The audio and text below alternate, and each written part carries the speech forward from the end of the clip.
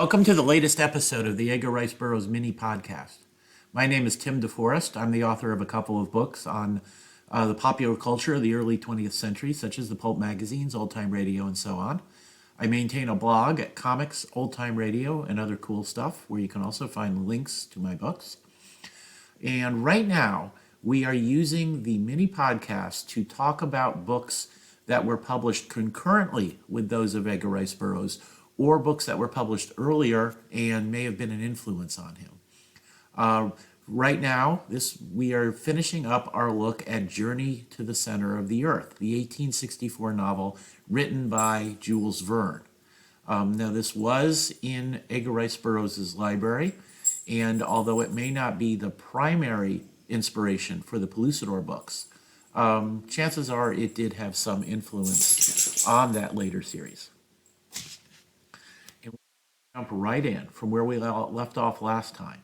So I would recommend that if you haven't listened to the previous two mini podcast episodes, you go back and listen to them first before diving into this one. We're picking up in what is chapter 23 in the translation I'm using, The Battle of the Elements. Now, at this point, the three explorers, Professor Leidenbrock, Axel, and Hans, are still crossing the vast central sea on a raft. And at this point, the mini atmosphere that exists in that huge cavern beneath the Earth's surface proves to be very dangerous. You know, a storm begins to blow and rage for several days. Here's part of how Axel describes it. Night has been fearful, something not to be described. The storm shows no sign of cessation. We exist in the midst of an uproar which has no name. The detonations as of artillery are incessant. Our ears literally bleed. We are unable to exchange a word or hear each other speak. The lightning never ceases to flash for a single instant. I can see the zigzags after a rapid dart strike the arched roof of this mightiest of mighty vaults. If it were to give way and fall upon us, other lightnings plunge their forked streaks in every direction and take the form of globes of fire which explode like bombshells over a beleaguered city. The general crash and roar do not apparently increase. It has already gone far beyond what the human ear can appreciate. If all the powder magazines in the world were to explode together, it would be impossible for us to hear worse noise. There is a constant emission of light from the storm clouds. The electric matter is incessantly released. Evidently, the gaseous principles of the air are out of order. Innumerable columns of water rush up like water sprouts and fall back upon the surface of the ocean in foam.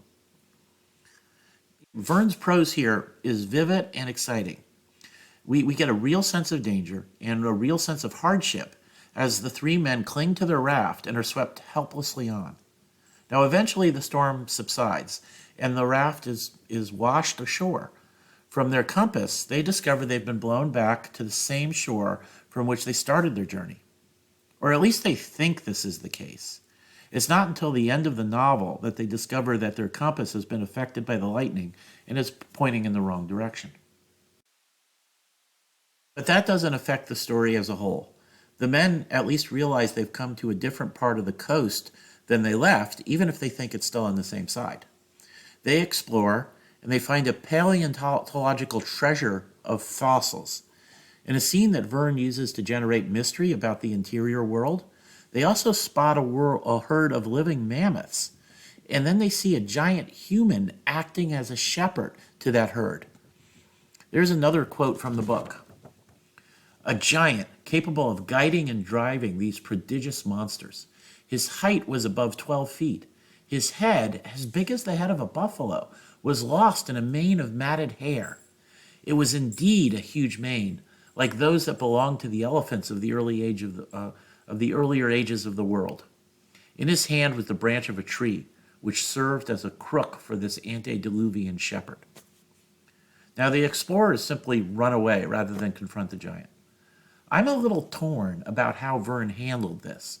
On the one hand, not following up on this seems to be a lost opportunity to inject a little more adventure into the story. On the other hand, The scene really does give a sense of almost mythological mystery to the setting, which would have been spoiled if we'd been given any more than just the glance we got. So, anyway, the explorers soon find a rune carved in the rock by Arne Saknussemm, the original discoverer of the interior world. They find the tunnel entrance Arne had used to continue further down into the earth, but now it's blocked by a rock. Well, you remember that I complained in the first episode about Axel being a little too whiny? Well, the young man has turned around completely. By this point, he's as eager as Leidenbrook to continue on, and it's his idea to blow the rock out of the way with gunpowder. They pack 50 pounds of powder under the rock, which, by the way, once again makes me think about how they carried that much stuff, as well as other supplies, before they arrived at the lake and built the raft. I really do think that Verne just cheated on this problem by simply not mentioning it. While the fuse burns, the party returns to the raft and pushes out a little to the sea as a safety precaution. But the exploding powder works too well. The rock is shattered, but the tunnel is opened far enough to allow the sea to pour into it. The raft, with the professor, Axel, and Hans aboard, is swept into the tunnel by the water. And for days, they're swept along as their food supplies run low. This, like the storm, is another very exciting sequence. It's another part where Verne's at the top of his game and just making it edge-of-your-seat stuff. Eventually, they end up in a volcanic shaft, being pushed upward by lava. They seem to be doomed to either starve, get smashed on rocks at the end of the shaft, or burn to death. None of this happens, though. Instead, they pop out of Mount Etna in Sicily. Though hungry and dressed in rags, they've survived their trip.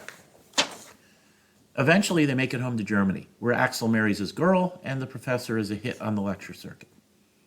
Now, I enjoyed this novel, but I think what makes Journey a little less appealing than books like 20,000 Leagues or Around the World in 80 Days is that the characters are often too reactive rather than proactive. I think I mentioned this in the last episode as well. Stuff happens to them, and there's a number of truly exciting scenes, such as when they witness the battle between two prehistoric creatures while they're crossing the lake. But they're largely just observers. Verne, as always, celebrates the concepts of exploration and investigation through his characters.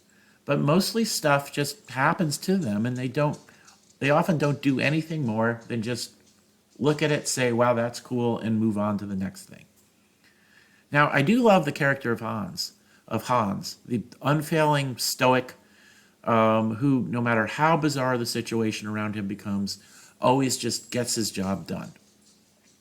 It's interesting how different people react to different characters, though. He's become one of my favorite fictional characters, despite the book overall being second-tier Verne. My wife Angela, though, thought he came across as a deus ex machina. We end up with a book in which, unlike the heroes of Edgar Rice Burroughs, the protagonists are indeed more reactive than proactive. But Verne's world building, the enthusiasm for exploration and learning that he does express through his characters, and his overall imagination still makes Journey to the Center of the Earth a worthwhile reading experience. Now that's it for now. We'll be back with more mini podcasts soon discussing another book that may have influenced Burroughs. And keep an ear out for our full-length episodes where we actually talk about Burroughs' works directly. Once again, my name is Tim DeForest. Please visit my blog at Comics Old Time Radio and other cool stuff. And we'll be talking to you again soon.